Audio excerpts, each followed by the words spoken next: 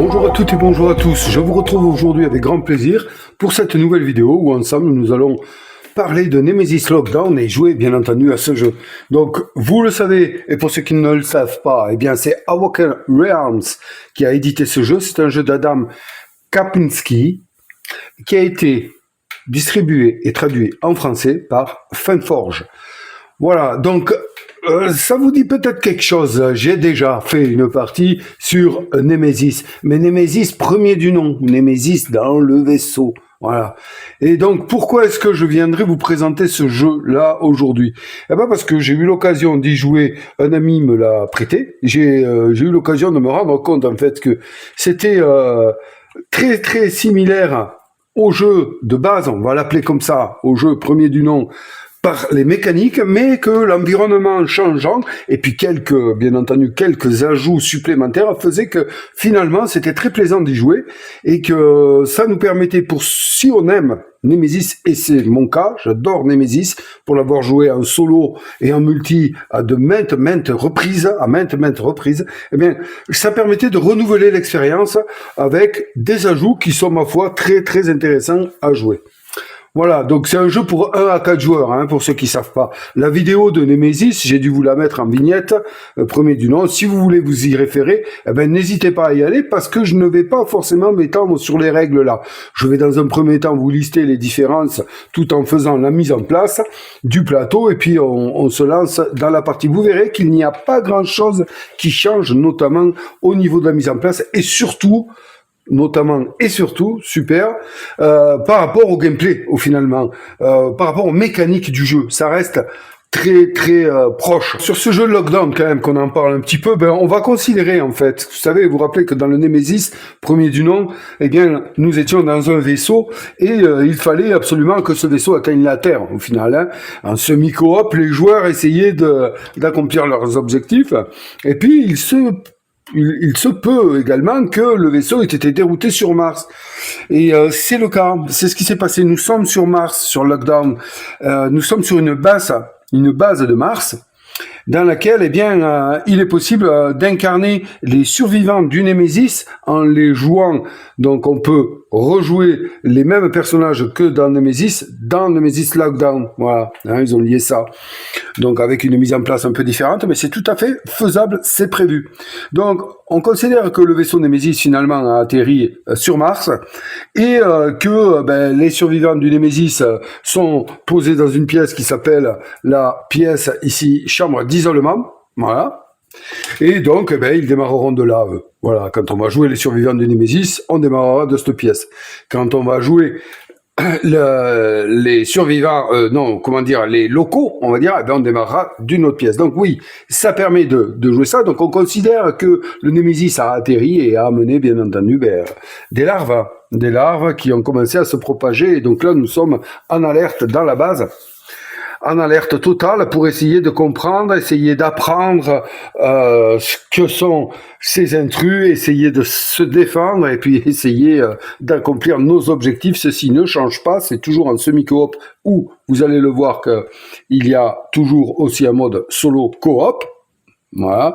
Et donc, en gros, c'est toujours pareil. Soit on détruit la base, soit on arrive à rentrer en chambre d'isolement, soit on arrive à s'échapper de la base. Vous allez voir ça. Et soit on va se mettre dans un bunker pour se protéger. Voilà. La base peut être détruite complètement par une explosion, ou on peut également lancer le système d'alerte. Voilà, en gros, le principe du jeu. Mais vous inquiétez pas, on va y venir là-dessus. Donc, pour faire la mise en place, on a le choix avec deux phases de plateau. Excusez-moi, je bafouille un petit peu. On a cette face-là qui est la face classique, et puis on a une face de l'autre côté que je ne vais pas vous montrer. Je vais pas tout foutre le bordel. Qui, elle, va se jouer en surface et qui est réputée plus dure. Hein, c'est ainsi qu'il nous la présente. Je vais quand même vous présenter un peu ce plateau qui, je vous l'avoue, pour la première fois que je l'ai regardé, j'ai ouf. J'arrive pas à discerner les trucs, les pièces, les couloirs. Je l'ai trouvé sombre, en fait, ce plateau. Très sombre, plus sombre que le premier. C'est bizarre, hein, pourtant il a un peu plus de lumière, c'est marrant. Mais maintenant que je m'y suis habitué, je vois pas où était le problème. Voilà, pour tout vous dire. Ce plateau, il est divisé, cette base, à présent, qui est représentée sur ce plateau, est divisée en 3 secteurs. Nous avons le secteur 1 qui est ici. Alors, vous le voyez, il est délimité par des différentes couleurs. Hein. Donc, tout ceci, c'est le secteur 1. Ces pièces-là font partie, et ces couleurs font partie du secteur 1. Voilà. Nous avons ici un escalier de secours, et si vous le regardez bien, il permet de descendre, bam, bam, bam, et de rejoindre ici le secteur 2. Donc le secteur 2 est ici au milieu. Je pense que là, vous le discernez bien. Hein, voilà. Nous avons en face également un escalier de secours. Ensuite, de cet escalier de secours ici, pareil, hein, on descend, blam, boum, on arrive ici dans ce couloir. Eh bien, on a le secteur 3, ici, qui est un peu plus sombre. On retrouve ici un escalier de secours également pour accéder. Donc, il s'emprunte dans les deux sens, hein, bien sûr. Et là, toutes les pièces. Voilà. Donc, en face, là-bas, vous voyez qu'il y a, bon, celui-ci est un peu masqué, c'est normal, parce qu'il y a l'ascenseur. Vous avez un ascenseur qui est ici, on le placera, hein, et on a secteur 1, secteur 2, secteur 3. Ceci, ce sont les sas des ascenseurs, parce que cet ascenseur va pouvoir être appelé et se déplacer. Ça, c'est une nouveauté, d'accord ? Mais on va le voir ensemble dans la mise en place.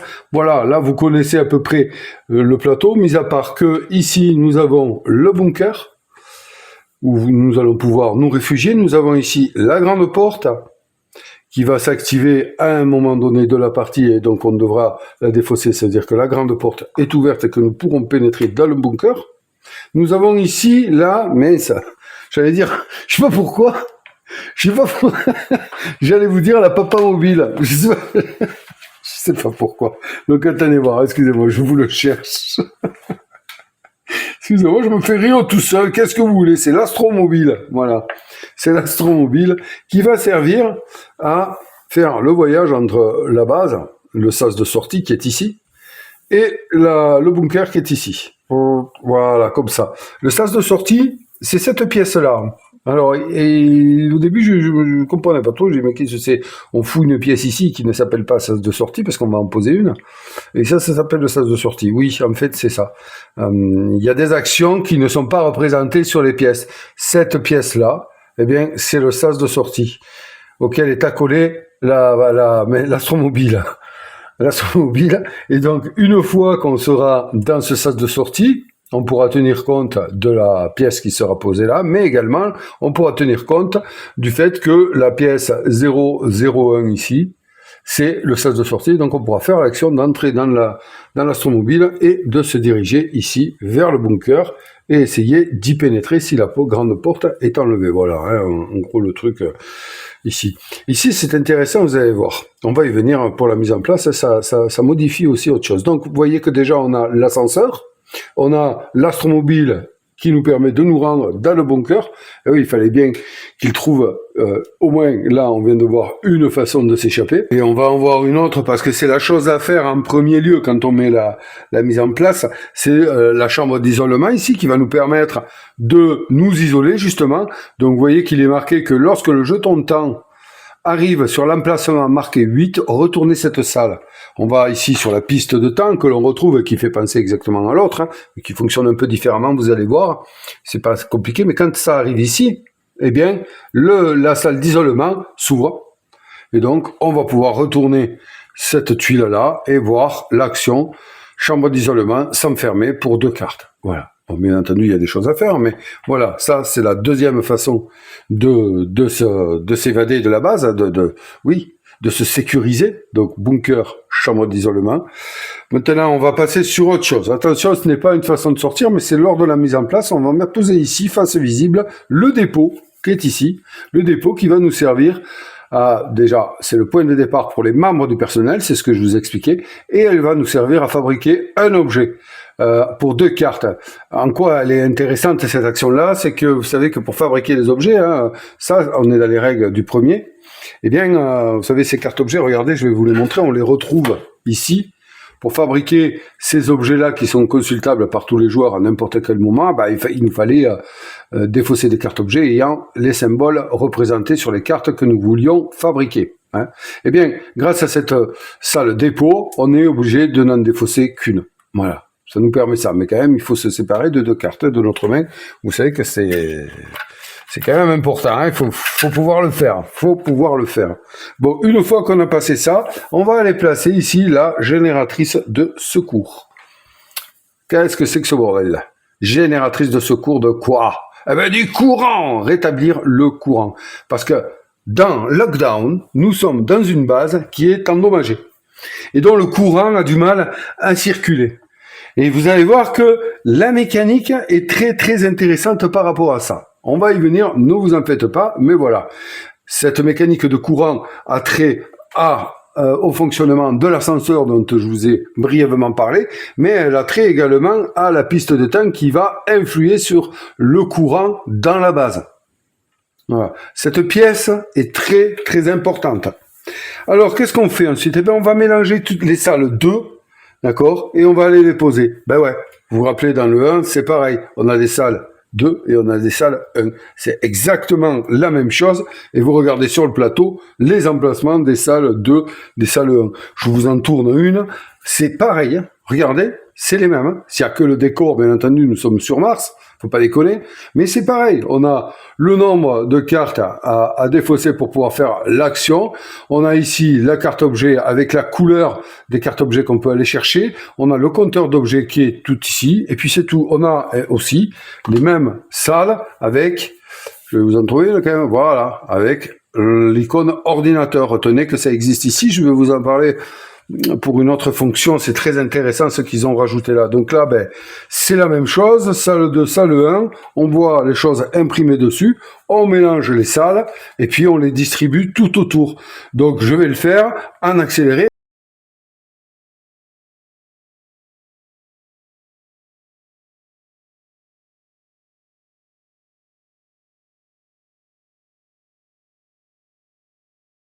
Et voilà. Donc vous voyez qu'il n'y en a pas tant que ça. Hein. Il y en a une ici, 1, 2, 3, 4, 5, 6. Hein. Le reste des salles 2, qui sont des salles spéciales, hein. Et ouais, c'est des salles de base 2, niveau 2, on va dire. Je les pose de côté, elles ne serviront pas de la partie. Et je fais exactement la même chose ici avec les tuiles 1. Et vous savez très bien que là, toutes les tuiles 1 vont être posées sur le plateau. C'est comme dans Nemesis premier du nom.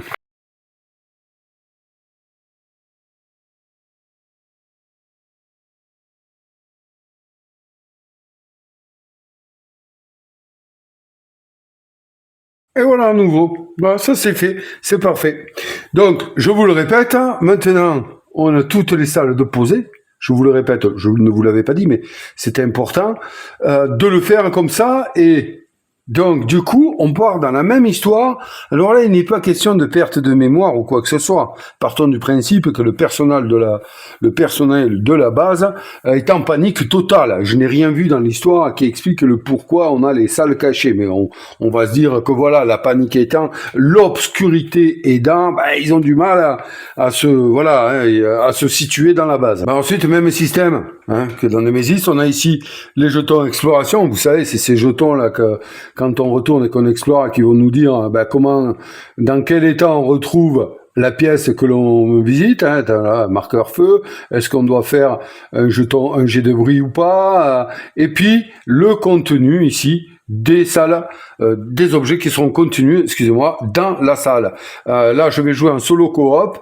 Comme dans le 1, c'est pareil, la quantité d'objets sera divisée par 2, augmentée au supérieur, hein, d'accord? Donc là, ben c'est pareil, on les pose à tout hasard, au hasard, sur les pièces.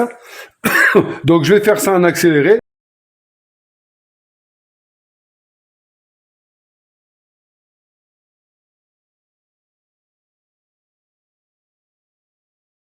Et voilà, donc là, j'ai rien oublié, j'espère. On va pas bien sûr en mettre là, puisque celle-ci est découverte, celle-ci aussi, on n'en met pas. Hein. On n'en met pas. Donc voilà, il reste ça comme jeton.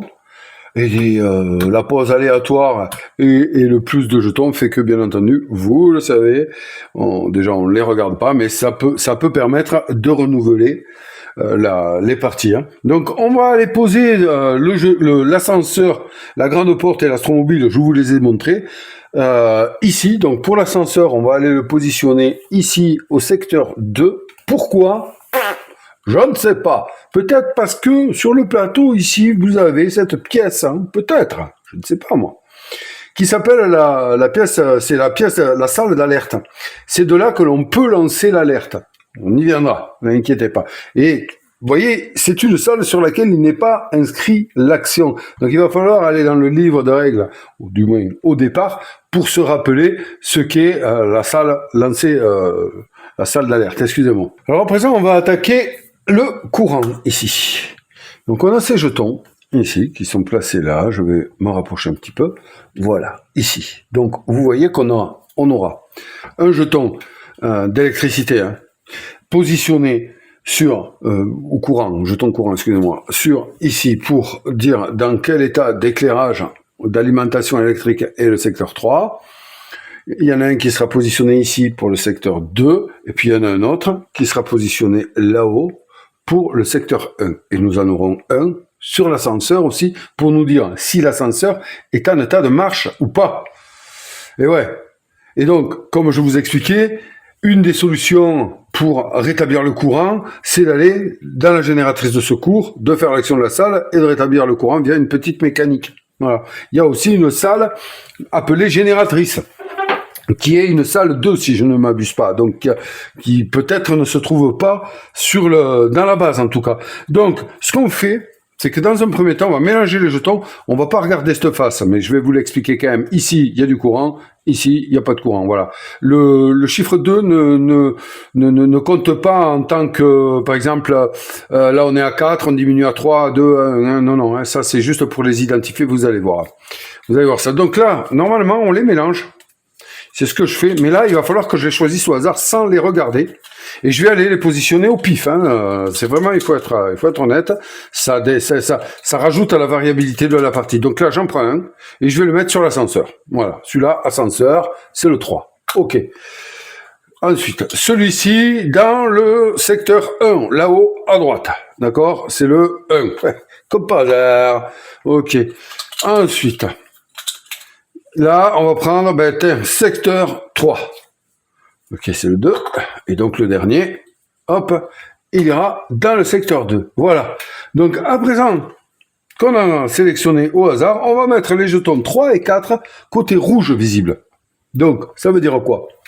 Ça veut dire que là, en l'état, eh bien, l'ascenseur et le secteur 2 ne sont pas alimentés.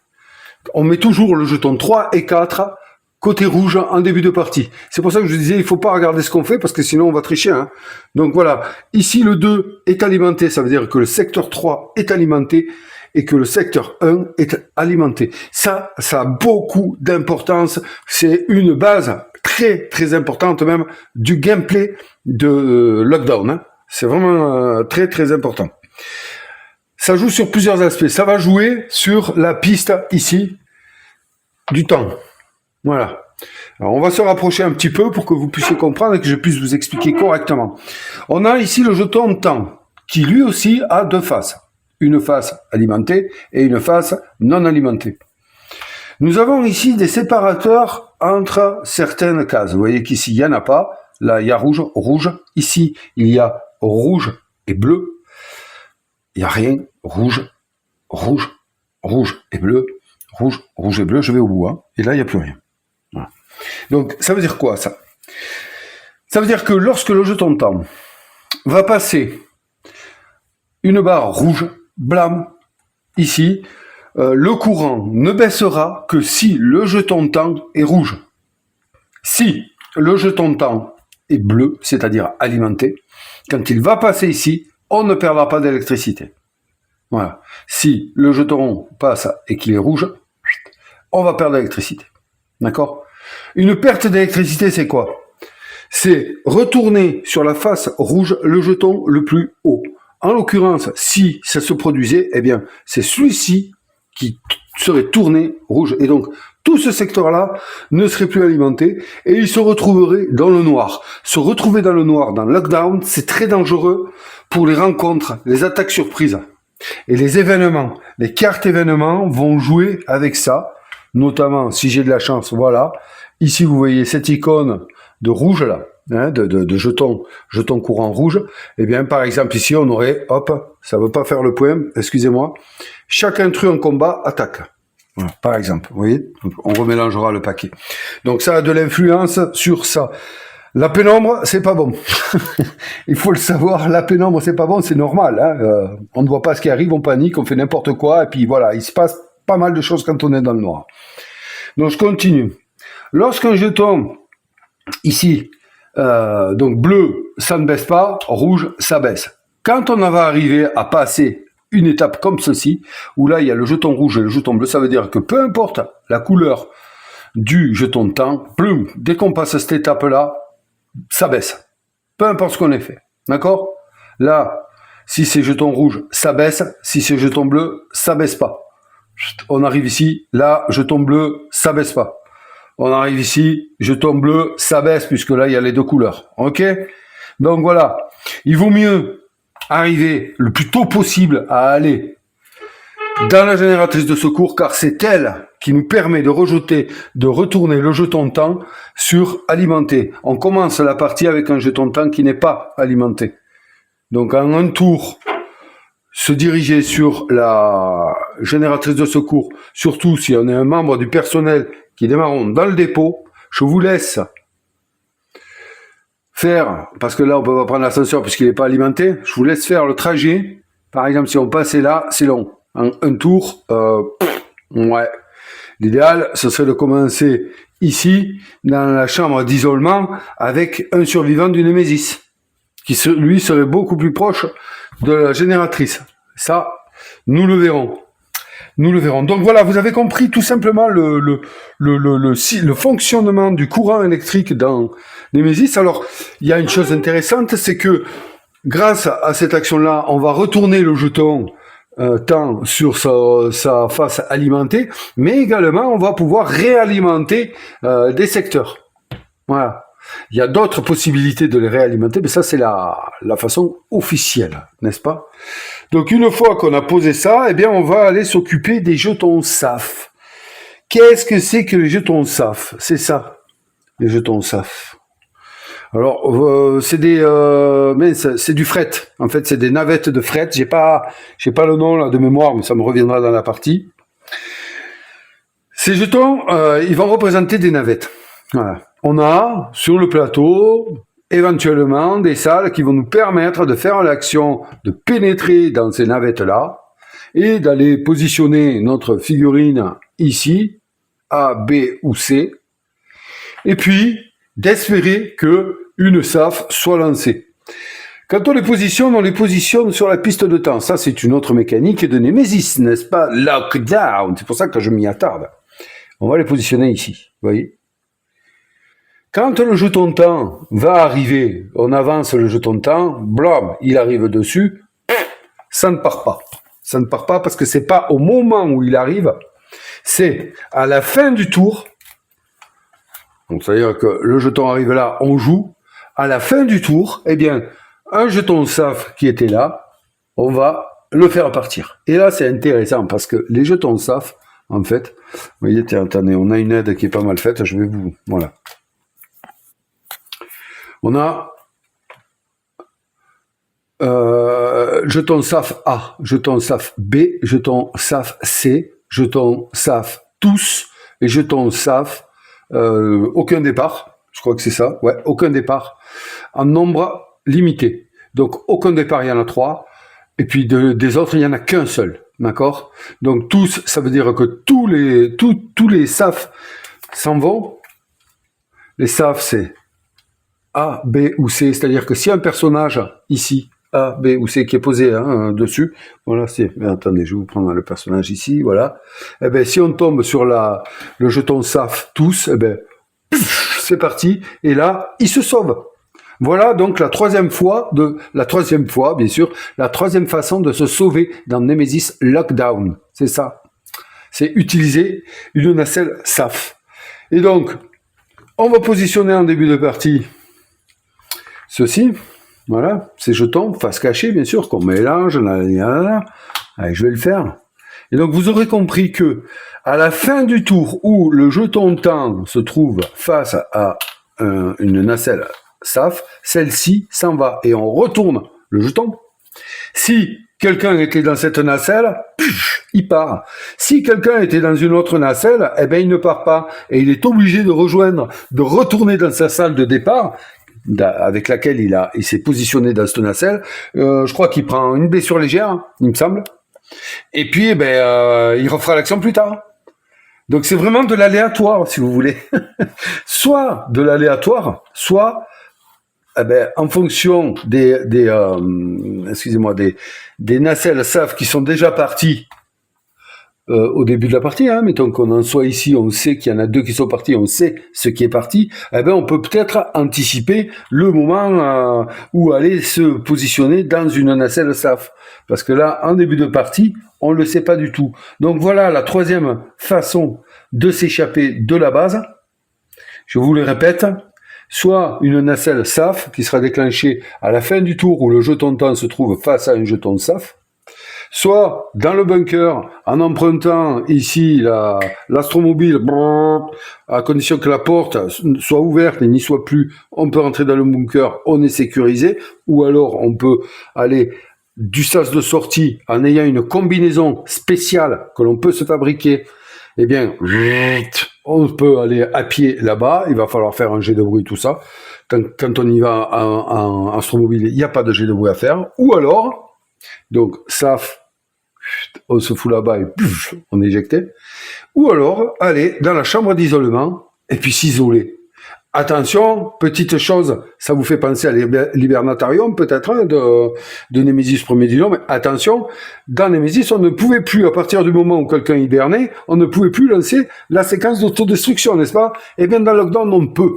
Donc, attention aux joueurs qui vont aller là-dedans, parce qu'on n'en sort plus après, Blam, c'est fini. S'il y en a un corneau qui lance la séquence d'autodestruction et qu'elle a le temps d'aller au bout, au revoir messieurs dames, au revoir messieurs dames, c'est cuit pour vous. Donc là vous voyez encore une nouveauté, donc électricité, on en a parlé, d'accord. Les pièces, chambre d'isolement, génératrice de secours bien sûr, le dépôt qui sont des pièces que l'on ne connaissait pas, mais ça c'est normal, il y en a plein des pièces qu'on ne connaissait pas, mais les gros changements c'est surtout électricité, le SAF ici.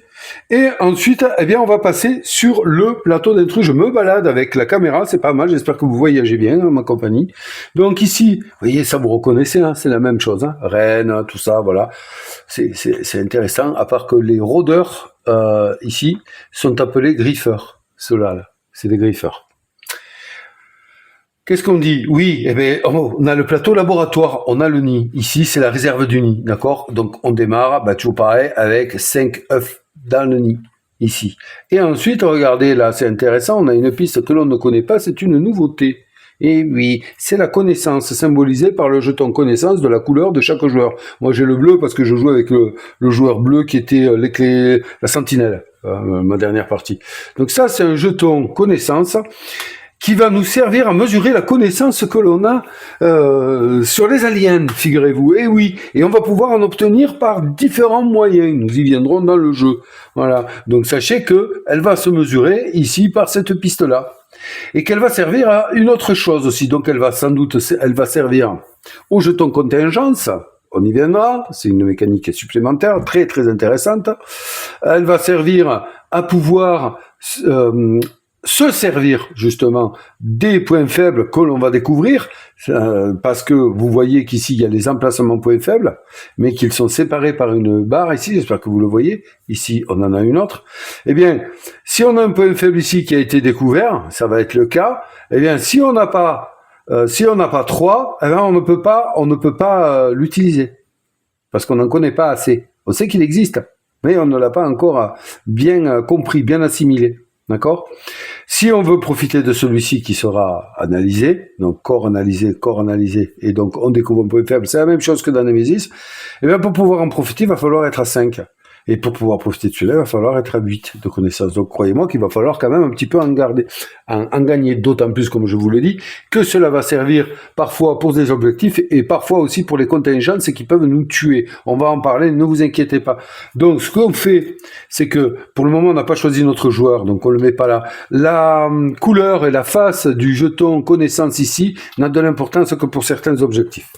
et certaines cartes. Voilà. Sinon, c'est pas un critère qui peut vous faire gagner ou perdre une partie, ça. Donc, on a 6 cartes points faibles de rôdeurs nocturnes, on les appelle comme ceci, c'est des rôdeurs nocturnes. Voilà pourquoi ces jetons sont appelés griffeurs et non rôdeurs comme dans Nemesis.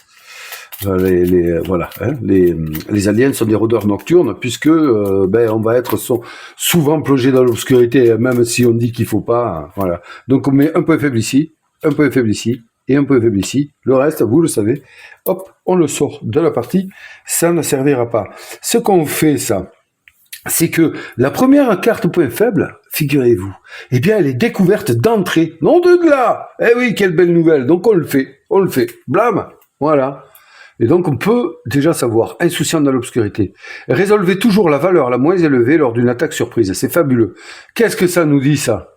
Ça nous dit que sur les jetons, ici, ennemis, à la place de l'avoir, et c'est encore une autre nouveauté, mais ça, c'est dû à l'obscurité, c'est un plus que ramène l'obscurité, eh bien, on a 2 valeurs.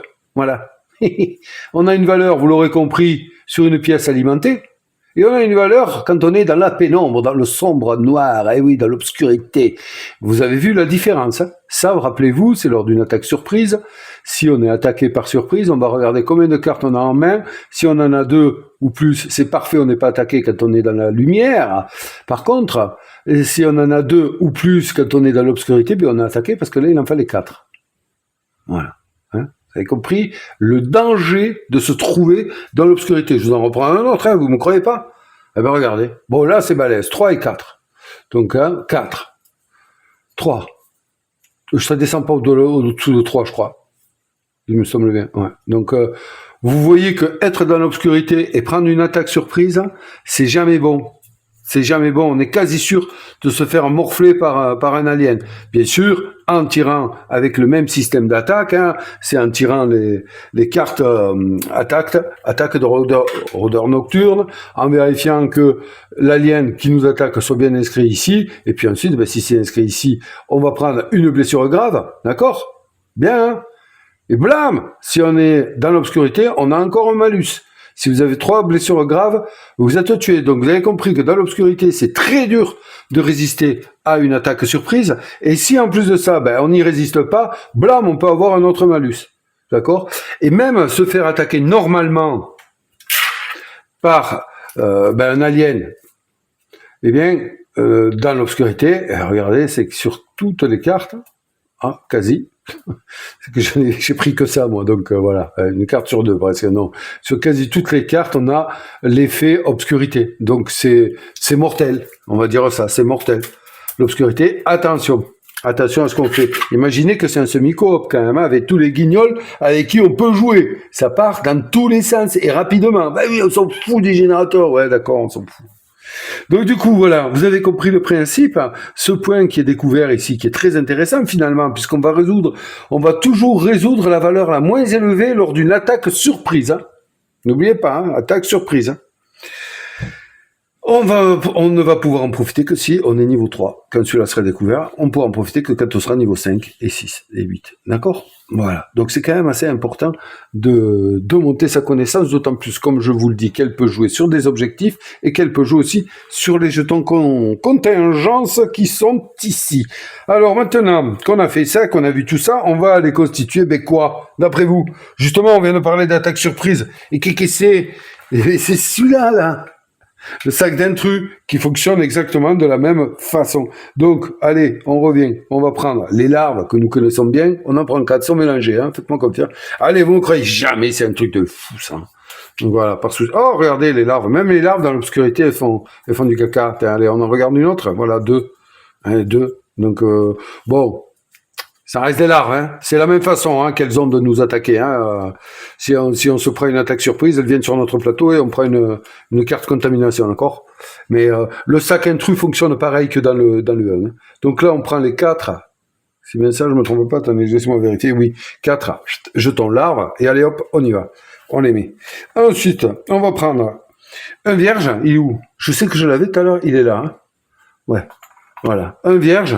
Hop, dans le sac, une reine, hop, dans le sac, un griffeur, donc c'est ceux-là, les griffeurs, hop, dans le sac aussi, Et 3 adultes. 1, 2, 3. Voilà, 3 adultes. Vite dans le sac. Et ensuite, comme l'autre, on va mettre un jeton adulte de plus par joueur. Je suis tout seul. Eh oui, je vais me la jouer solo là. Blam. Et voilà, notre sac du cauchemar de la mort, le sac intrus, est prêt. Bon, ensuite, on a les cartes à préparer, attaque de rôdeurs nocturnes, c'est comme ça qu'elles sont appelées, les cartes événements, je vous signale qu'il y a des cartes événements, si je me souviens bien, pour le paquet surface aussi, les cartes ici, infectation, hein, d'accord, infecté, vous vous rappelez le principe, hein, avec la petite carte, là, comme ça, là. Hein, le petit détecteur d'infection qui peut nous faire perdre la partie, mon Dieu de bonsoir. Ici, nous avons les blessures graves. Donc les paquets, quand j'y viendrai piocher, la première fois, je les mélangerai pour pas avoir de problème. Et ensuite, ici, pareil, on a les paquets objets. Voilà. Donc, objets à fabriquer, objets plus à vocation armurerie, soins et objets classiques où on peut tout trouver, le bric-à-brac que l'on peut trouver dans une base comme celle-ci. Ensuite, là, on va quand même regarder vite fait les dés.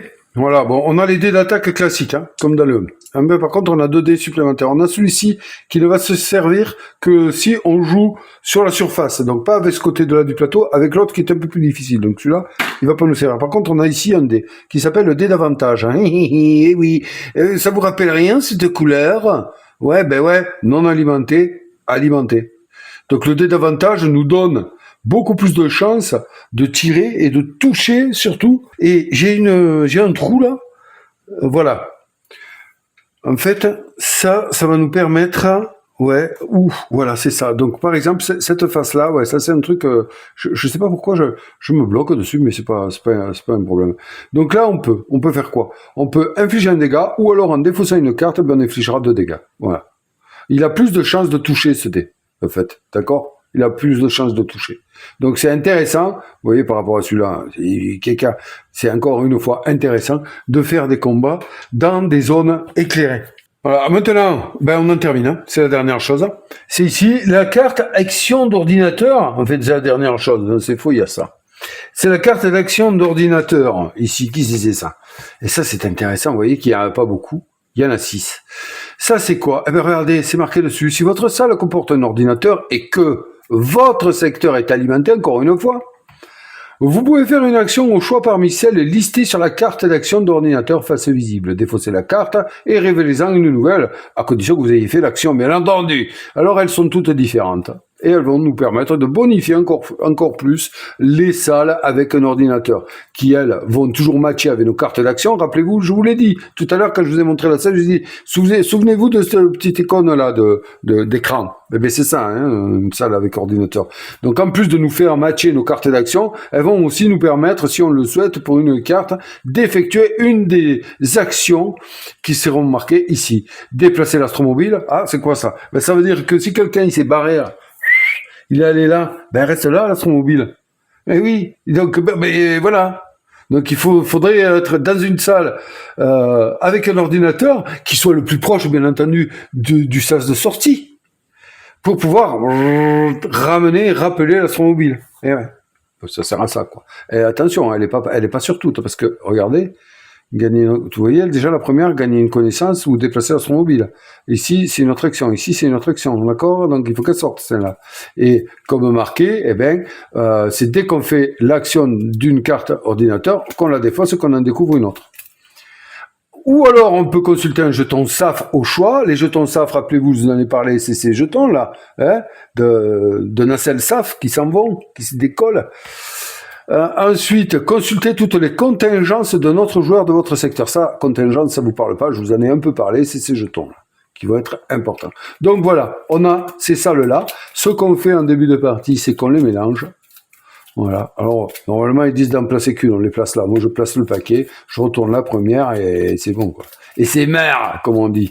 Voilà. Et donc, on sait ce que l'on peut faire dans une salle avec ordinateur, et il faut que cette salle soit dans le secteur alimenté. Première carte.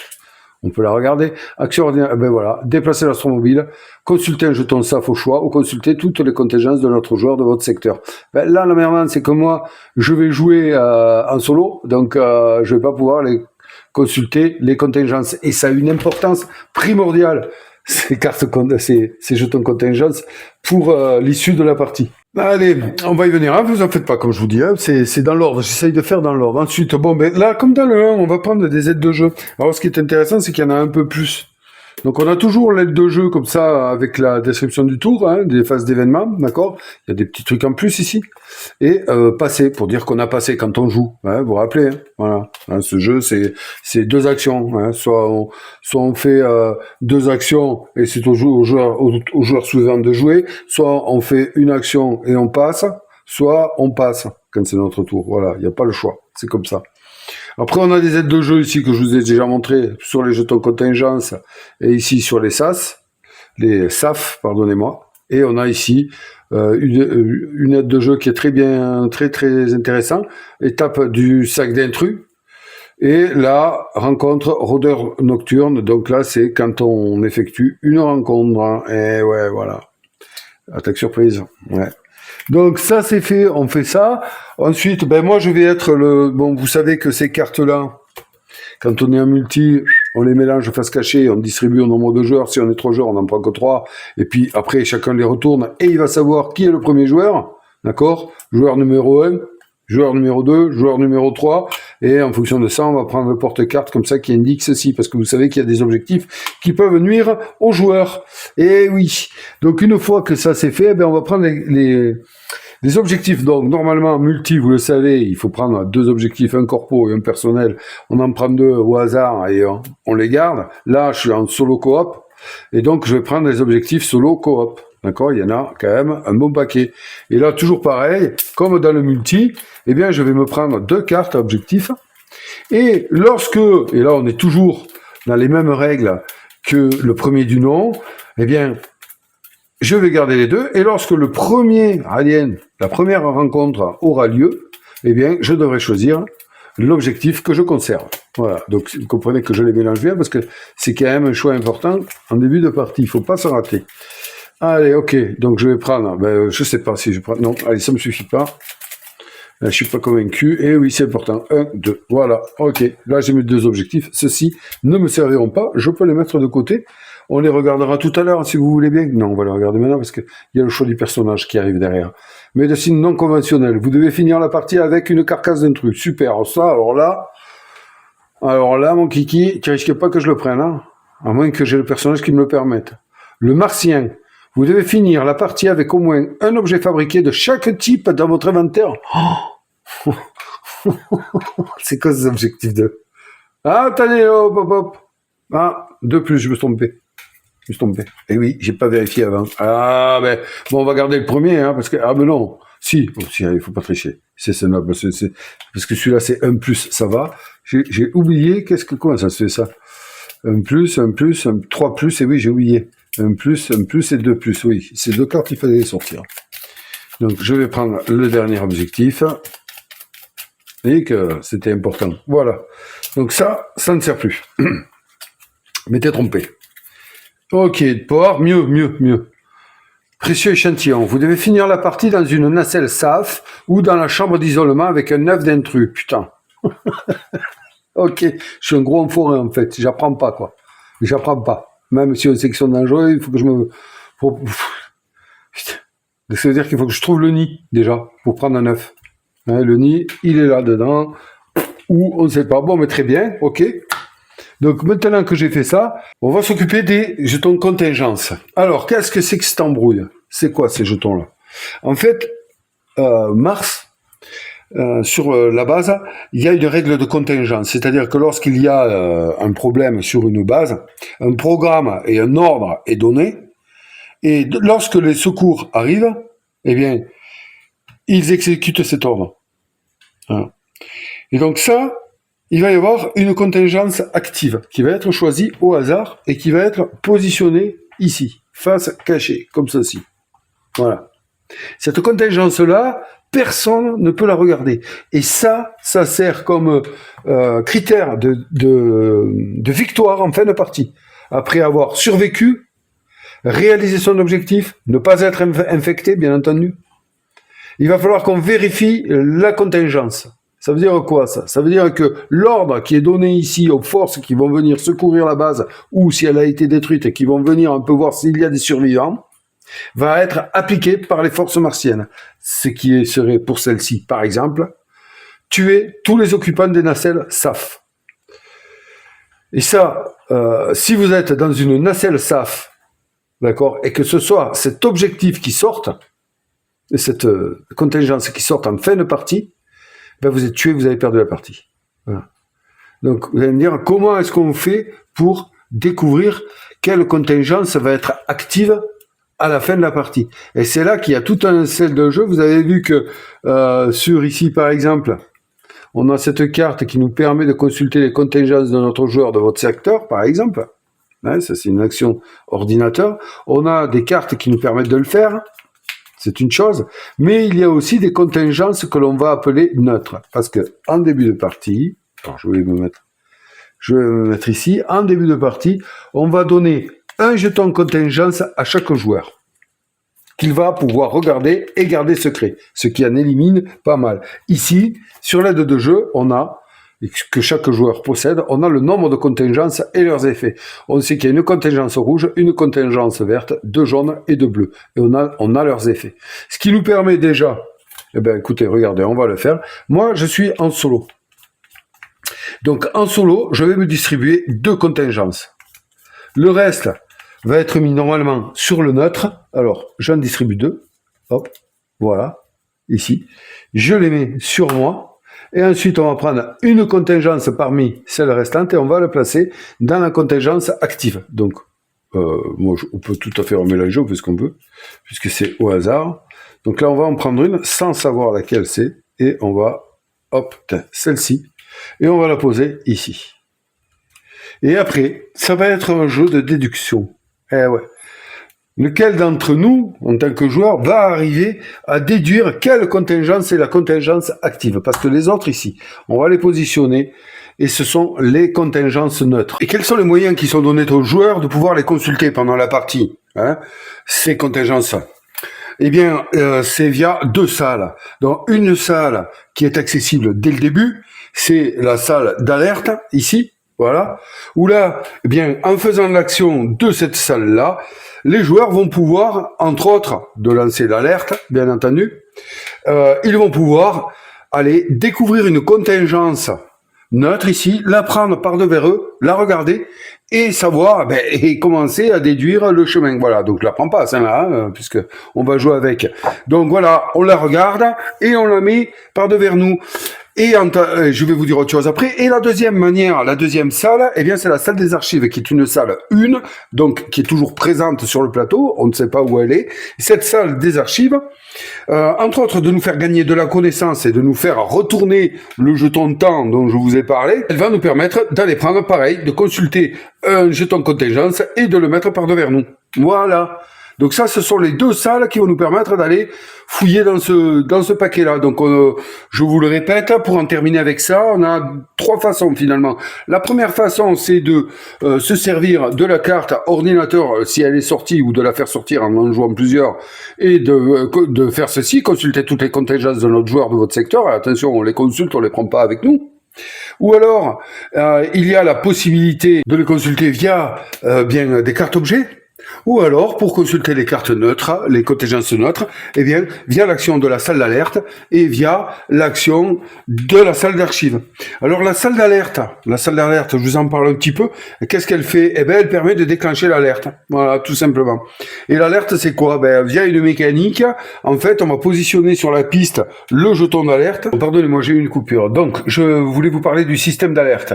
Alors, ça fonctionne très simplement. Imaginons que nous ayons le compteur de temps ici. Quelqu'un lance l'alerte dans la chambre d'alerte. Eh bien, ce qu'il faut faire, c'est diviser le chiffre sur lequel se trouve le jeton de temps. Donc ici, par exemple, c'est 10. On le divise par 2. Et ensuite, on va le mettre, ça fait 5. Donc, on va prendre le jeton d'alerte qui est celui-ci. Et on va poser le jeton d'alerte ici sur le 5. Voilà. Une fois que le jeton d'alerte sera arrivé ici, sur ce jeton, et qu'il devra s'en aller, donc vous voyez, c'est pas de suite, quand il tombe là, l'alerte n'est pas terminée, c'est quand il doit partir, eh bien, à ce moment-là, la partie s'arrête immédiatement. Voilà, terminé. C'est dingue, hein? Ben ouais, c'est comme ça. Et là, on fait contrôle de victoire. Voilà, de suite. Donc, je répète, peu importe où se trouve le jeton temps, mettons, il se trouve sur 7 ici. Ben, on va diviser 7 par 2, ça fait 3,5, d'accord? Là, on réduit à l'inférieur, donc 3.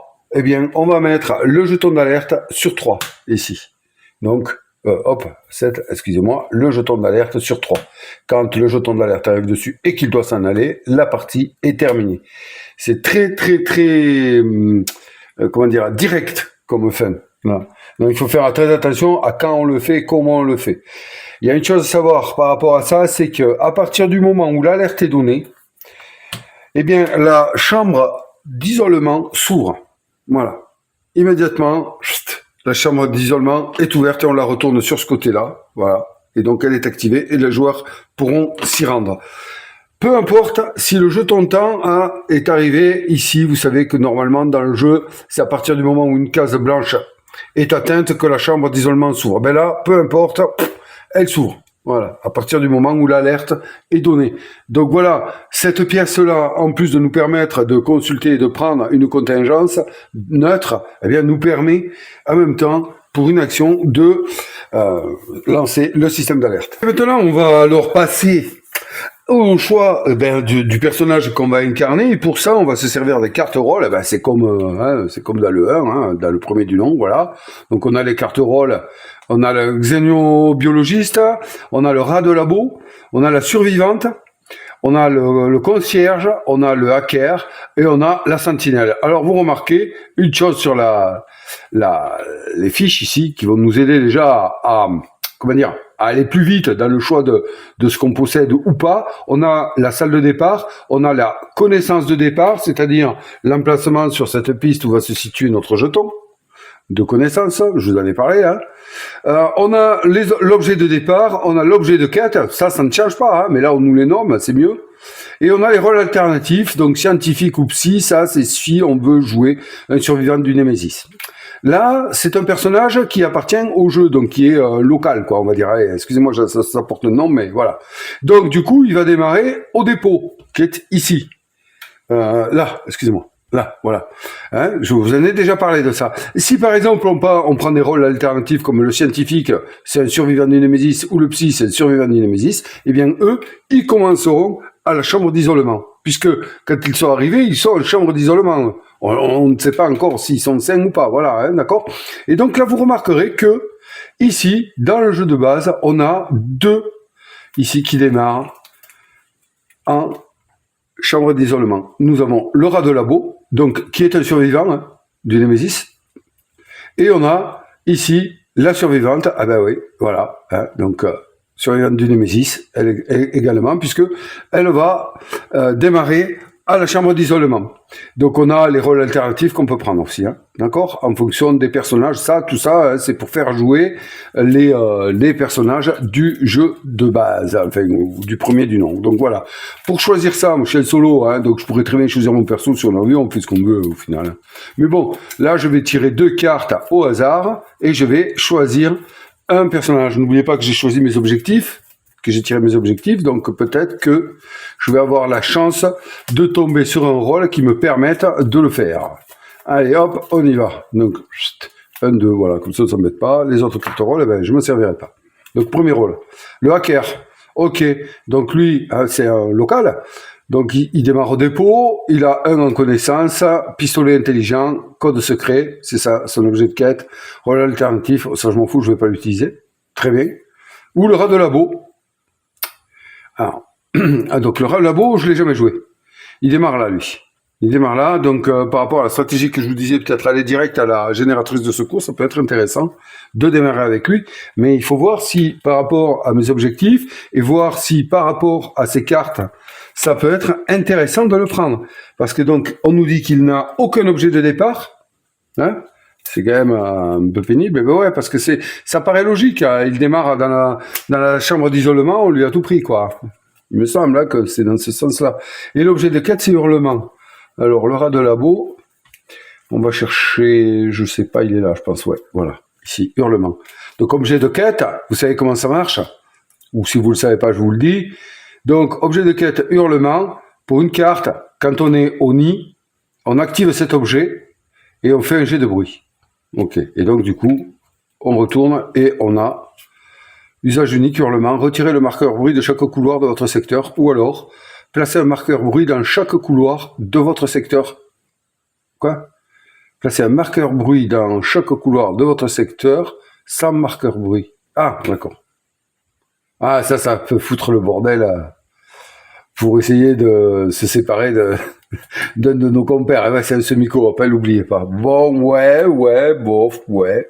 Faudrait que j'aille regarder son deck de cartes. Qu'est-ce qu'il a de spécial, lui? Vous savez que dans les decks de cartes de chaque héros, il y a des cartes qui sont toutes en commun, hein, que tout le monde a, puis il y a des cartes qui sont un peu plus en rapport avec le personnage que l'on joue. Donc le hacker, lui, il a un pistolet intelligent et des codes secrets. Donc ça doit être lui. Non, ça c'est le pilote.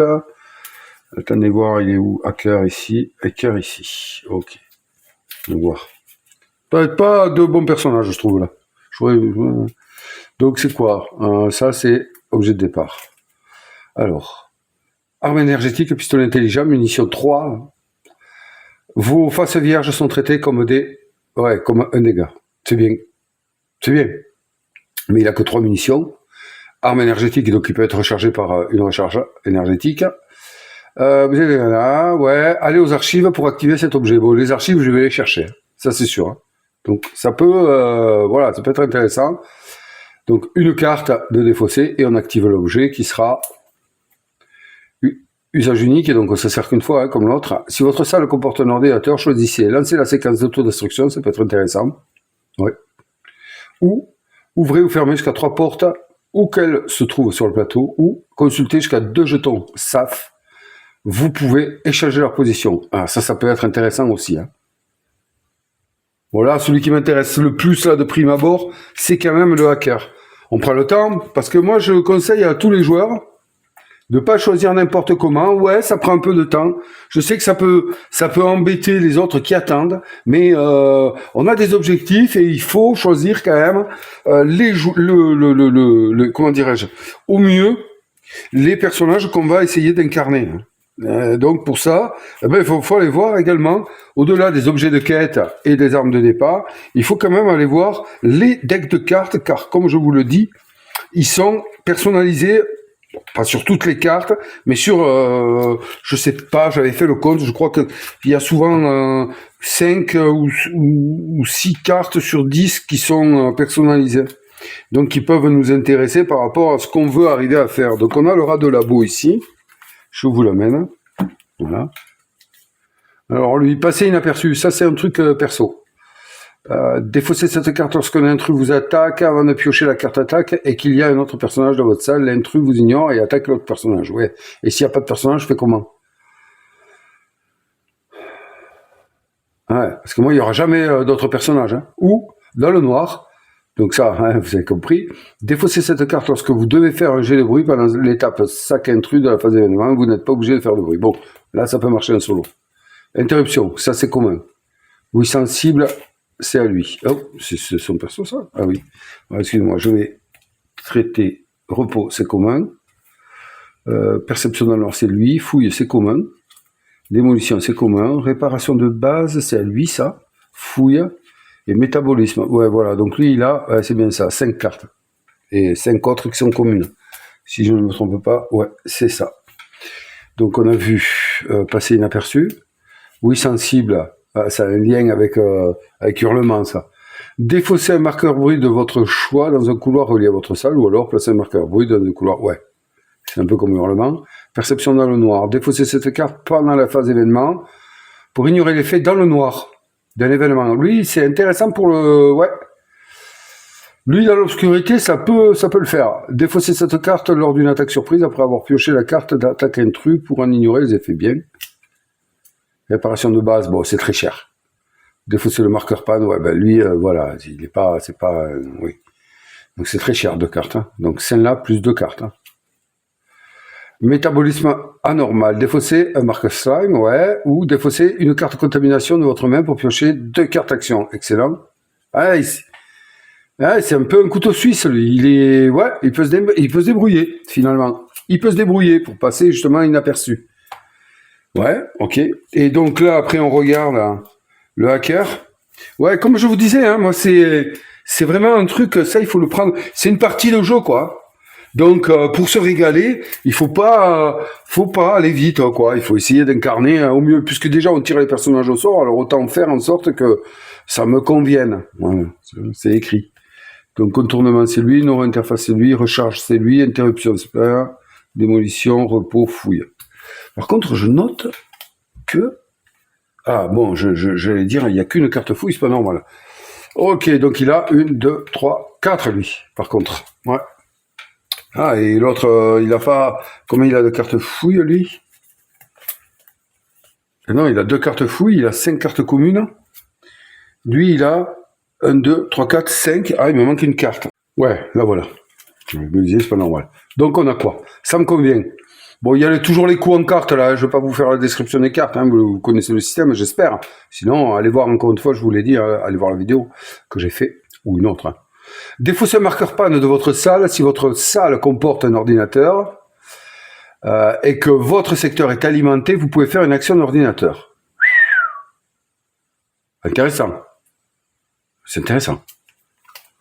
Contournement. Si votre salle comporte un ordinateur et que votre secteur est alimenté, vous pouvez faire autant d'actions liées, listées sur la carte action d'ordinateur que vous le souhaitez. Waouh!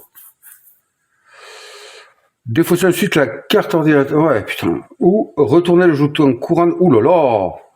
Alors lui, c'est vrai qu'on l'a vu avec quoi? Qu'est-ce que j'ai vu? Munitions. Le hacker, il va jouer lui, il aura tendance. Ouais, vu qu'il démarre en plus. Ah non, c'est pas lui qui démarre à la chambre d'isolement, c'est l'autre. Bon, Jérémy. Ok, donc recharge. Si votre secteur est alimentaire, restaurez 2 munitions de votre arme énergétique. Waouh. Ah, mais il faut que ce soit alimenté. Hein. Le secteur, c'est compliqué.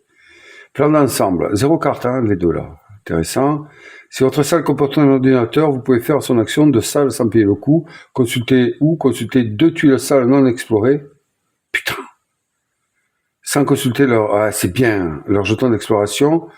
Ça me convient de défausser un marqueur panne de votre salle. Si votre salle comporte un ordinateur et que votre secteur est alimenté, vous pouvez faire une action d'ordinateur. Bon, écoutez, là... bon, par contre, lui... bon, il est intéressant, mais il a deux quand même trucs à tenir en compte, c'est qu'il faut qu'il soit dans des salles avec ordinateur, il n'y en a pas tant que ça non plus, hein. Et en plus de ça, pour que ces cartes soient efficaces, il faut que les secteurs soient alimentés. Et il commence là-haut. Et on sait que dès le premier tour, le secteur 2, là, le secteur 3, il va tomber en panne d'électricité. Il va être, ouais, puisque c'est le plus haut encore alimenté. Donc ouais, c'est pas en solo, je sais pas s'il est facile à jouer celui-là, parce que voilà, à cause de ça justement, il faut que souvent il soit dans les secteurs alimentés pour que ça matche ces cartes là. Ouais, toujours secteur alimenté ici. Celle-là non, mais il faut qu'il soit dans une salle avec ordinateur. Secteur alimenté. Secteur alimenté. Et secteur alimenté, donc c'est chaud quand même, en solo, je trouve. Parce que je vais avoir du mal, hein. Pour alimenter le secteur, bon, génératrice de secours, ou alors génératrice tout court, mais c'est une salle 2, donc peut-être qu'elle n'y est pas. Il va falloir que je me traîne mal toujours plus ou moins de ce côté. Ça va être compliqué, je pense, d'utiliser à bon escient le hacker. Alors le rat de labo, peut-être qu'il me permettrait d'être un peu plus furtif. Maintenant, pour les objectifs... mais sinon, vous devez finir la partie avec une carcasse d'intrus. Ça, c'est trop dur. Hein. Ça veut dire qu'il faut buter un intrus. Hein. Je suis tout seul. Hein. Je suis tout seul. Hein. C'est pas quelqu'un d'autre qui va le faire pour moi. C'est ça, je veux dire. Hein. Il va falloir se débrouiller pour ça. Et sinon, vous devez finir la partie dans une nacelle SAF ou dans la chambre d'isolement avec un œuf d'intrus. Ça, à la rigueur. Bon, écoutez, je crois que le mieux, là, c'est le rat de labo. Pour faire... et je choisirai cet objectif-là. Hein.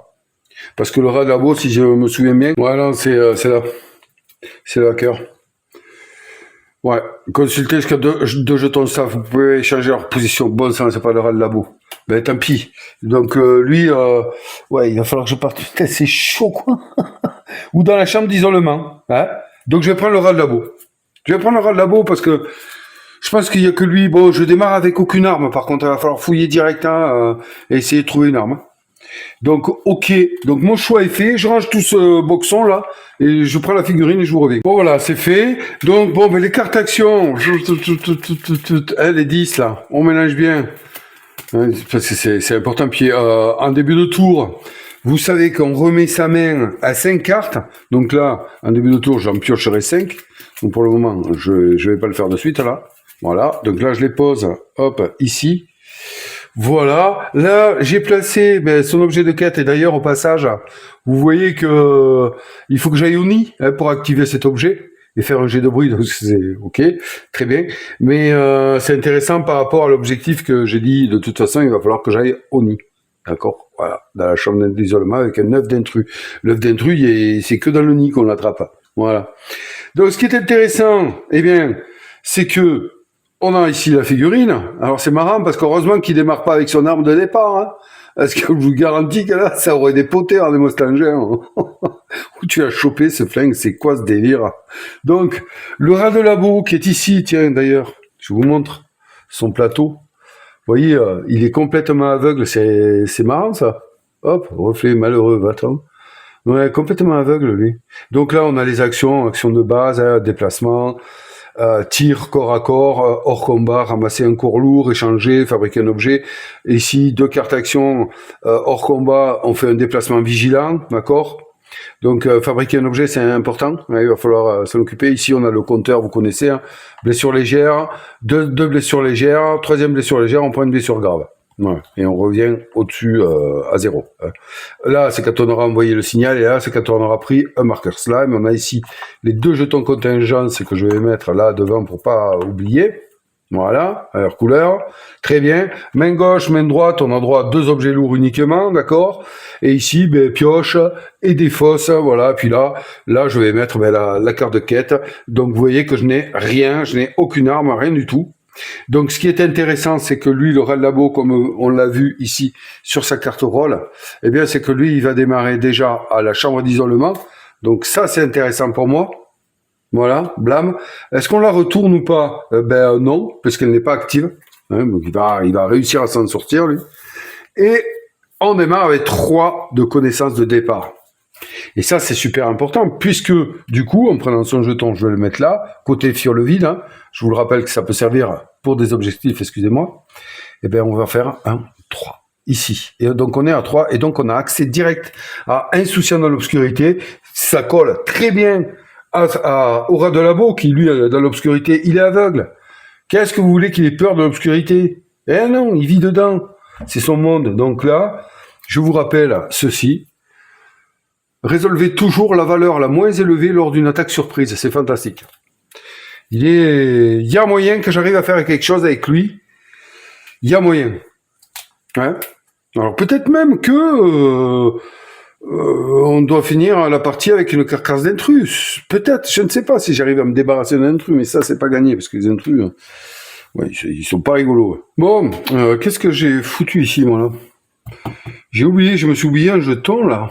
Ouais, ah ben tiens, bon écoutez, hop, allez, on va prendre les jetons ici qui étaient de reste, j'en ai pas oublié d'autres ailleurs, non, hop là, ouais non, ok, bon, on prend les jetons qui restaient, et on va prendre, celui-là il veut venir, hop, on met celui-là comme ça, nickel. Et donc on est prêt à démarrer la partie les amis. Et là il n'y a que du bon. Oh, ouais, très bien, très bien, je suis content là, tiens, voilà. Oui, ce qui se passe, mais je sais pas. Donc je remélange parce que voilà. Moi j'ai du mal à... Donc on a action d'ordinateur, on a tout fait, hein. On est prêt, je n'ai rien oublié. Ah si, quand même. Moi je démarre, on est à 9. Donc je vais prendre devant vous les 5 cartes. 1, 2, 3, 4, 5, voilà, hop, ça, bam, et on les regarde vite fait. Alors on a passé inaperçu, on l'a lu, hein. Oui, sensible, très bien, fouille, parfait, tout est beau dans ce monde de brut. Ah, je suis content d'avoir trop à savoir, ce que j'ai oublié c'est ça, hein. Donc marqueur temps, côté non alimenté sur le 15 ici. Voilà. Et donc le premier tour peut démarrer. Bon alors, hop, on y va les cocos, on y va les cucus, on y va les kikis. C'est parti. Qu'est-ce que je veux faire? Moi, je veux trouver le nid. Direct. Je vous ai pas montré un truc. Ça c'est bien. Mais par contre, il y en a que 2. Alors c'est pénible. Hein, on n'est pas que 2 joueurs, quoi. Donc il n'y a que 2 aides comme ça. Moi j'aime bien. Donc je vais sans doute on peut les trouver sur le site de Funforge. Non, c'est pas sur Funforge que je les ai trouvés. Mais ça, c'est où? Sur Woken Realms, je crois. Ils les mettent en français, on les a. Bon, peut-être je vous mettrai les liens. Hein, je vous mettrai les liens en description de la vidéo pour les choper, pour pouvoir les imprimer ces aides-là. Qu'est-ce que je voulais vous montrer, moi? Oui, qu'est-ce que je cherche? Ah, qu'est-ce que je cherche? Archive. Ouais, c'est une salle 1, d'accord, très bien. Hein, c'est ça que je voulais vous montrer, en fait. Le descriptif de toutes les salles. Descriptif, un résumé des règles, qui est très bien, mais franchement, avec les aides, là, que je vous ai montré, là, les petites aides en carte, là, ça va bien, hein, aussi, hein. Ça va très bien. Donc, quoi? Archive. Bon, mais je la cherche parce que je veux gagner 2 connaissances de plus et retourner mon jeton connaissance côté activé et consulter n'importe quel jeton en contingence. C'est pour ça que je veux y aller. Hein. Et puis au moins, j'aurais retourné mon jeton et j'aurais gagné 2 connaissances de plus, ce qui me permettrait éventuellement de passer à 5 là, de me protéger déjà d'un jeton contingence qui nous tue si on a 4 ou en dessous. C'est important. Et en plus de ça, ben, si jamais j'y arrive, analyser un corps, mais ça, il faut pas arriver. On peut pas tout faire dans ce jeu, c'est sûr. Pour ça, il faudrait aller analyser un corps dans le laboratoire, il faudrait le trouver. Bon, archive, je cherche, je veux aller aussi génératrice de secours pour magouiller un peu le courant là, même si bon ben voilà, mais ça me permettrait de m'éviter des mauvaises surprises, même si le rat de laboratoire, c'est vrai qu'il peut s'en passer. Et puis surtout, je veux trouver le nid, moi. Et le nid, c'est de toute façon il y est toujours, hein, le nid, on va pas commencer. Mais est-ce que je le trouve dans les salles de base? Oui, ici, voilà. Hein, donc je veux trouver ça, le nid. Le premier personnage qui explore cette salle gagne 1 connaissance. Ça, c'est bon, ça. Voilà, hein, un autre moyen de gagner de la connaissance, vous voyez. C'est important, vous ne l'avez pas oublié, je vous ai expliqué ce que c'est. Et prendre un 9. Donc, pour prendre un 9, c'est 2 cartes. Voilà. Donc, moi, dans un premier temps, c'est ça. Et puis, ensuite, éventuellement, on verra si je veux partir par une nacelle SAF, ce qui va être très compliqué, ou si j'attends que la chambre d'isolement se réouvre pour que j'aille me réenfermer dedans, puisque j'en sors. Très bien. Alors, on y va, on attaque. Direct. Et c'est là que tout commence, parce que moi, je cherche des salles 1. Hein. Donc, ici, on en a une. Il se peut très bien qu'elle soit là. Ici, on en a une. Il se peut très bien qu'elle soit là. Et oui, le nid. Il peut être partout. Là, on a quoi? Salle 1, salle 2. Donc, j'ai déjà 3 salles 1 autour de moi. Je veux aller à la génératrice de secours également. Pour y aller, j'ai une salle 2, une salle 1, une salle 1, et là-bas, une salle 2. Les salles 2, pour le moment, ne m'intéressent pas. Ne m'intéressent pas. Hein. Donc, qu'est-ce qu'on fait? Parce que s'il faut aller là, et c'est toujours pareil. Donc, j'ai envie, j'aime. Mais là, ça va me faire un cul-de-sac. Vous voyez? Et c'est ça qui est embêtant. Alors, est-ce que... Mais en même temps, après, j'ai des cartes qui me permettent d'enlever le bruit, moi. En fait, c'est bien. Défausser cette carte lorsqu'un intrus vous attaque avant de piocher la carte attaque. Et qu'il y a un autre personnage... Bon, ça ne marchera pas. Mais c'est ça, dans le noir. Ouais, ça c'est bien, putain. Défausser un marqueur bruit de votre choix. Alors, comment on fait du bruit? J'ai le bruit durant l'étape sac intrus, c'est quand on pète un adulte. Quand on tire un adulte. Défausser un marqueur bruit de votre choix dans un couloir relié à votre salle, ça c'est bien. Hein. Et ouais. Donc, je vais m'écouter. Je vais pas faire n'importe quoi. Parce que il m'arrive, et si vous avez vu ma partie de Nemesis, premier du nom, je pars en vrille, et je tente un truc, bon, j'arrive ou j'arrive pas, vous verrez. Bon, allez, je vais me déplacer ici. Donc là, ça me coûte une carte action. Et l'embêtant, c'est que j'ai tout que du bon, là. Défausser un marqueur bruit, ça je garde. Dans le noir, défausser cette carte, bon, ça peut servir aussi. Métabolisme normal, défausser un marqueur slime, défausser une carte contaminée, bon, ça, et celle-là. Donc là, je vais pas faire un déplacement vigilant qui me coûterait 2 cartes, je vais faire un déplacement classique et je vais ici. J'arrive ici. Du coup, dès qu'on fait un déplacement, avant toute chose, on va jeter le dé de bruit. Voilà. Le dé de bruit fonctionne comme ça, voilà, pour ceux qui ne savent pas. Oh! Ça commence bien. La croix, c'est vous ne faites pas de bruit, vous êtes un rat de laboratoire. Bon, mais parfait, je ne pose pas de jeton bruit. Pour ceux qui ne connaissent pas les règles, allez, je le dis vite fait. Si j'avais fait 1 ou 2, j'aurais mis un marqueur bruit ici, comme ça. Ah, je le dis vite fait. Ici, voilà. Si je dois reposer un marqueur bruit sur un couloir où il y a un marqueur bruit, je fais une rencontre d'aliens. Voilà, direct. Si j'avais fait 3, eh ben, il serait parti dans les conduits, parce qu'il y a cette icône ici, le point, l'endroit où on pose les jetons bruit du conduit, c'est ici. Le bruit aurait été ici. Toutes les salles comportant un conduit comme celle-ci, par exemple, si on fait du bruit ici, ben, il y a déjà du bruit, rencontre. Voilà. Et puis si elle fait 4, on l'aurait mis ici, ben là, j'ai rien fait, c'est fantastique, il est trop silencieux, trop fort. Qu'est-ce qu'on a? Ouais, ok, mince, tiens. Oh putain. Me voilà bête. Alors, on est en solo, le nombre d'objets qui est inscrit ici est divisé par 2, ramené au supérieur. Donc là, 1 par 1, hein, donc il y a un seul objet, voilà. Par contre, c'est une porte qu'on met et on découvre le nid. Non, oh putain. Wouhouhouhou. Eh ben, hein, il y a une porte et ça m'enquiquine. Par contre, c'est des archives. Donc là, quand on découvre une salle, vous savez que là, regardez, 1, 2, 3, 4. J'essaie d'aller vite parce que, voilà, si vous connaissez les règles, ça va vous saouler. Mais ceux qui connaissent pas, j'essaie au moins un peu d'expliquer. Donc, on va mettre le compteur salle ici.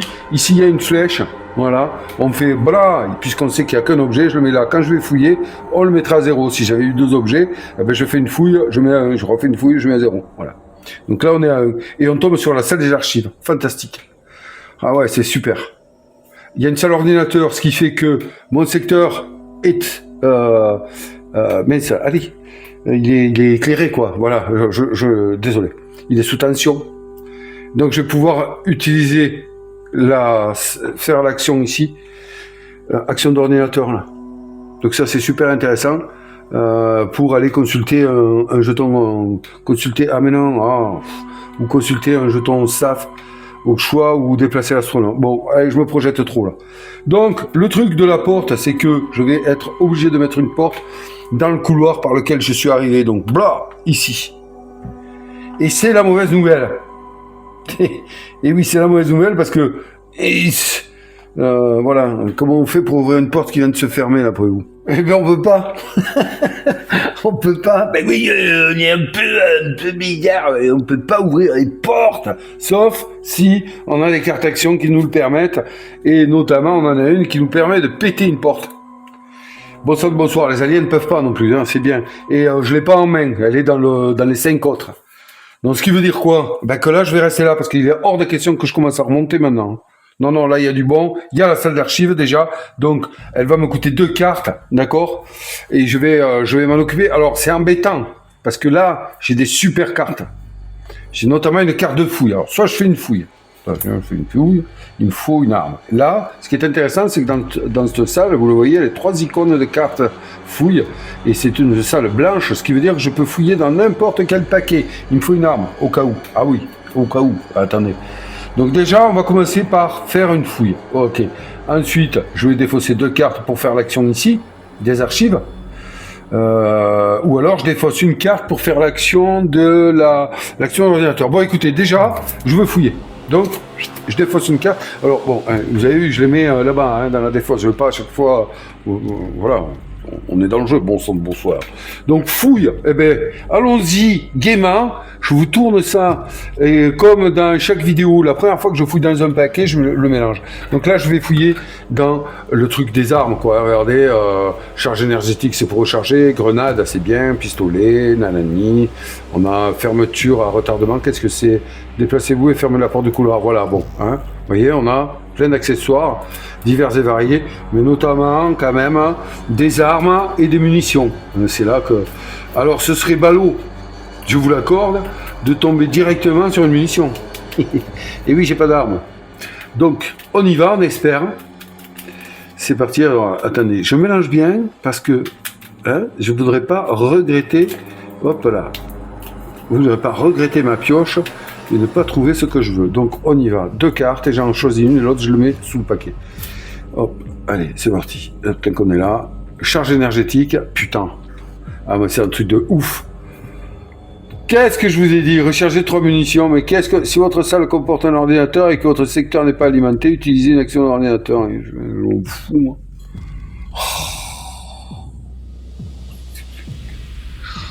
Mon Dieu, mon Dieu, mon Dieu, mon Dieu. Qu'est-ce que... Hey, quand ça démarre comme ça, j'ai du bol au dé. Là, je vous dis, il faudrait pas que je tombe sur ça. C'est une partie qui risque d'être rigolote. Donc je prends ça, je la prends, hein. Et celle-là, putain, c'est catastrophique. Je l'ai mélangé devant vous en plus. Ouais, c'est bon ça. Ah, quand ça arrive, c'est bon. Et ce que je n'ai pas fait, bien sûr, puisque je viens de fouiller, je mets la salle à 0 objet dessus. Ça, ben, je le mets devant moi, dans ceci qui est fait pour. Les autres ne voient pas ce que j'ai, c'est très bien. Ok, alors, qu'est-ce qu'il fait maintenant? Qu'est-ce qu'il fait? Ben, il va faire... il va faire... Ouais, je vais faire... Tant pis. Puisque là, je vois que grâce à cet objet-là que je viens de prendre, je pourrais faire une action ordinateur plus tard. Donc là, je vais faire l'action archive. Je vais faire l'action archive. Où est-ce que je me suis foutu mon aide? Parce que, ouais, j'ai pas mémorisé là. J'ai pas mémorisé toutes les salles. Moi, je me sers des aides, c'est bon. C'est bien, elles sont là. Au moins, on se sature pas la tête. Hein. Consultez les archives, s'il vous plaît. Hein. Vous ne pouvez faire cette action que si votre jeton connaissance est du côté inactif. Donc déjà, ça veut dire quoi? Qu'on va pouvoir la faire qu'une fois, à moins qu'on nous retourne notre jeton côté actif, ça existe. Donc, il est inactif, je vais gagner 2 connaissances. Alors d'abord, défausse 2 cartes. Et c'est là qu'il ne faut pas que je me trompe, donc est-ce que je défausse une fouille? Défausser un marqueur brut de votre choix, ça il faut que je garde. Défausser cette carte. Bon, allez, je vais défausser ces 2, ça je vais garder. Parce que celle-là, elle est bien quand même. Ok, je défausse ces 2, donc il ne me reste plus qu'une carte en main. Et oui. Et donc, je vais aller retourner donc ici. J'ai mon marqueur, je vais gagner 2 connaissances. Blam, blam. Là, je suis à l'abri déjà d'un jeton contingence. Je vous rappelle qui est... Hop, c'est le jaune, je crois. Ouais, c'est celui-là. Tous les personnages qui ont 4 connaissances ou moins sont tués. Ceux dans les nacelles SAF sont épargnés. Ah, oui. Bon, en tout cas, je sais que si le jaune, et comme il y en a 2, eh bien, s'il sort, je suis tranquille, j'ai 5 connaissances. Ça, déjà, c'est bien. Hop, 2 connaissances, et retournez votre jeton connaissance, côté actif. Donc, je le prends, et je le mets de ce côté-là. Nickel. Et ensuite, eh ben, je consulte n'importe quel jeton contingence, même en dehors de votre secteur. Vous ne pouvez jamais consulter la contingence active, bien sûr. Ok, donc là, ben, je vais faire quoi? Ben, je vais prendre un jeton contingence ici, le retourner et le consulter. Et ben voilà, tous ceux qui n'ont pas envoyé le signal, tuer tous ceux... Bon, mais ça sera pas celle-là. Ce qui fait que là, j'en ai 3. Parfait. Et je me fous des jaunes. Alors, vite fait, hein. C'est vite vu, hein. J'ai le noir, j'ai le vert, j'ai un bleu et je me fous des jaunes. Donc déjà, tout ça là, je l'enlève. J'ai un bleu, donc il peut toujours y avoir un bleu ou le rouge, au final. D'accord? Pour moi, hein, de dangereux. Donc c'est bien, on élimine les choses. Voilà les amis, j'ai fait mon action de salle. Et là, ben écoutez, je n'ai plus qu'une carte en main. Je vais arrêter là. Donc du coup, je passe. Alors, normalement, dans le jeu, on met cette carte là du côté passé pour que tout le monde, tous les jours, le voit. Et voilà, c'est acté. À partir du moment où on a passé, on ne peut plus jouer dans le tour actuel. Hein. On ne peut plus rien faire. Donc voilà. Mais passer, c'est aussi intéressant de passer avec des cartes parce que vous allez comprendre. Bon là, j'ai pas fait de bruit, donc je suis à peu près sûr. Mais surtout quand on est entouré de bruit, parce qu'on peut déclarer à l'épreuve du sac, à l'étape, excusez-moi, du sac d'intrus, on peut déclencher une attaque surprise. Et si on n'a pas de carte, on est quasi sûr de se la prendre. Bon, vous connaissez les règles de toute façon. Donc alors, maintenant, eh bien, que tous les joueurs ont passé, et oui, on va passer à la phase d'événement. Alors, donc je vais quand même vous faire un récapitulatif rapide des actions.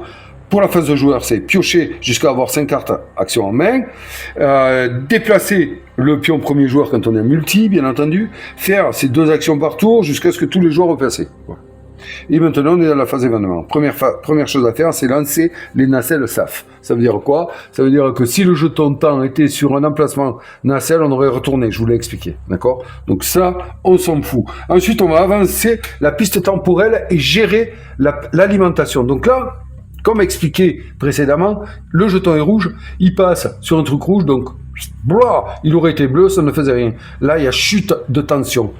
Donc, qu'est-ce qu'on fait quand ça se passe comme ça? Eh bien, on prend le jeton alimenté le plus haut, ici c'est le 2, puisque là on a 1, et là on a 2, et on le retourne sur sa face non alimentée. Boum. Chute de tension dans la base. Alerte, alerte, chute de tension dans la base. Ouais, il a un accent du sud, le mec qui a fait ça. Alors, retirer les marqueurs bruit. C'est intéressant, ceci, je ne vous en ai pas parlé, on y est. C'est la mécanique encore avec cette foutue électricité et cette foutue lumière. Si il y avait des marqueurs bruit, par exemple, dans un endroit, dans un couloir, qui ne contient pas de personnage, alors, il est écrit personnage. Un alien, c'est un intrus. Donc, c'est pas un personnage. Donc, personnage. S'il y avait une salle contenant dans ces couloirs adjacents du bruit et que le secteur soit alimenté, c'est bien pour ça qu'on gère l'alimentation avant, eh bien, on retirerait les bruits de toutes ces pièces qui sont seules. D'accord ? Vous compris ça? C'est compris, c'est parfait. Très bien. Donc ensuite, attaque des intrus, s'il y en a, et qui sont engagés avec des personnages, ils attaquent. Les dégâts de feu sont infligés à cette étape-là uniquement sur les aliens. Donc si un intrus est dans une salle avec un marqueur feu, bim, il prend un dégât. Et ensuite, on va résoudre une carte événement. Et ensuite, on fera le 5 intrus. Les cartes événements, elles sont ici, au nombre de... Voilà, on les mélange bien. Et ça, non, enfin, on les mélange bien. Elles sont déjà mélangées, normalement, hein, vous l'avez fait lors de la mise en place. Mais moi, comme à chaque partie, je les mélange une fois devant vous, et ensuite, je les mélange plus, bien entendu. Voilà, donc là, on va piocher une carte événement, et on va appliquer tout ce qu'elle nous dit. Ok, voilà, hop, on la met là. C'est fait, tac, on la prend, et c'est parti. Attention, bam. Alors, ça on s'en fout. Ah, mais ça, putain. Carte événement, donc ça on n'en a pas besoin pour moi. Sabotage. Placez un marqueur panne dans chaque salle avec un adulte, un hybride ou la reine. Putain. Et là, obscurité. Donc si on n'était pas dans l'obscurité, on s'en fout de ça. Mais là, on s'en fout pas, on est dans l'obscurité. Donc on va placer un marqueur panne dans chaque salle avec un personnage. Voilà. Donc vous avez vu que le personnage, c'est nous. D'accord? Donc ça on s'en fout, mais par contre ça nous touche. Donc on va mettre un marqueur panne, et donc ces cartes événements sont défaussées dans notre salle, ici. Quand un marqueur panne est dans la salle, bien entendu, on ne peut pas activer l'effet de la salle. Et ouais, et bon, on s'en fout, on l'a déjà fait, c'est parfait. Et donc maintenant les amis, on va aller piocher dans le sac intrus. Et voilà, allez. Alors la chance voudrait, si elle est avec moi, que je vous sorte devant vos yeux ébahis, bien entendu, le Vierge. Et je vais le faire peut-être, ici, près, et non. Donc là, on est sur une larve. Qu'est-ce qu'on fait? Là, on n'est pas attaqué. Hein. Dans cette phase-là, on va aller prendre cette carte-là, vous allez voir, qui va nous aider. Hop, voilà. Étape du sac intrus, et chaque jeton correspond à un effet. Donc on va prendre l'effet larve. Retirez ce jeton du sac et mettez un jeton adulte à la place. Et les jetons adultes, ils vont nous nuire pendant l'étape du sac, parce qu'ils sont embêtants. Donc on retire cette truc-là, on la met de côté, et on va chercher un jeton adulte, là. Mais surtout, qui dit plus adulte, quand on va tirer une rencontre, hein, eh bien on aura plus de chances de tomber contre des adultes qui sont beaucoup plus forts qu'une larve, par exemple. Voilà. Donc c'est bon les amis, ben voilà, le tour se termine, on est prêt pour faire un nouveau tour, et c'est à ce moment-là crucial de la partie, bien entendu, que je vais vous laisser, car cette première vidéo était une présentation pour vous, notamment pour que vous puissiez voir les changements qu'amène Nemesis Lockdown. J'espère que j'ai été assez exhaustif à ce sujet-là, ça là se dit, ça j'espère, et voilà, hein, donc là, stop, comme ça, vous avez vu un premier tour, c'est très très simple, vous connaissez les objectifs, vous savez ce que je vais chercher à faire. Le bol, c'est que et j'ai bien fait de faire de revenir un peu en arrière, même si là je suis embêté avec ça. Hein. Nouveau tour, je vais piocher des cartes, je vais remettre ma main jusqu'à 5. N'oubliez pas qu'il me reste une carte, donc je vais piocher 4 cartes en espérant que, bien sûr, il y ait la carte que je cherche dedans pour détruire la porte et pour pouvoir partir là-bas. Hein. Voilà, donc j'allais continuer à jouer là. Non, c'est fini. Première vidéo que je voulais assez courte, justement pour vous permettre de vous rendre compte des changements. Et puis après, soit vous regardez la suivante, soit vous quittez et vous allez vaquer à vos occupations, qui pourraient être, bien entendu, de jouer à Nemesis Lockdown. Pourquoi pas? Sur ces belles paroles, les amis, je vous laisse. Je vous souhaite de prendre soin de vous et de ceux que vous aimez. Et je vous dis à très bientôt. Bye bye.